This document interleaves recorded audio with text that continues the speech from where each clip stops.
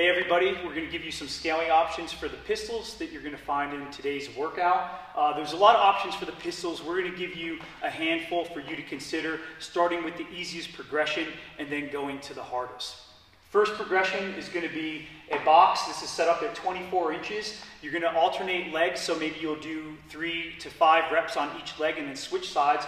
And what you're going to do is you're going to start with one foot on the ground, one on the box, and you're simply going to stand up from that position. One thing I want you to notice is that Josh from the bottom is not jumping up onto that box. He's really controlled. He'll lower himself back down.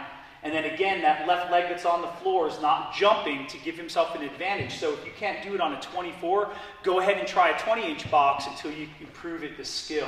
The next method that we have is to use a band.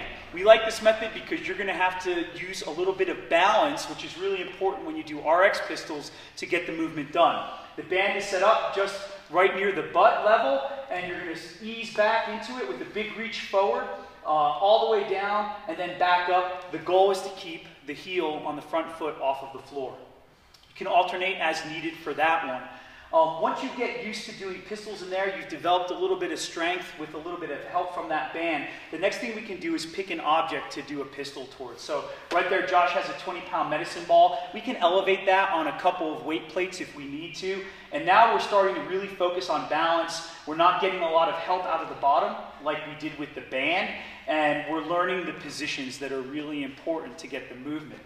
After that, you can start using a counterbalance. A lot of people find this helpful, whether it's a kettlebell or maybe a 10-pound weight plate out in front of them, and they can use this to help find their balanced position in the bottom. The downside to this is that you're adding weight to your pistol. Instead of a body weight movement, it becomes body weight plus the load that you're holding in your hand. So that's kind of a drawback to it. It will get to the point for you where you get proficient at all of these, and then you just have to go for it. Pistols take a lot of practice. There's a lot of coordination and a lot of balance, and the scaling options are good for developing this skill, but eventually you just have to go for it. You have to try. You might sacrifice a workout or two in terms of time or total reps, but it's going to be well worth it. So work on these progressions, keep practicing the skill, and strive for that RX movement.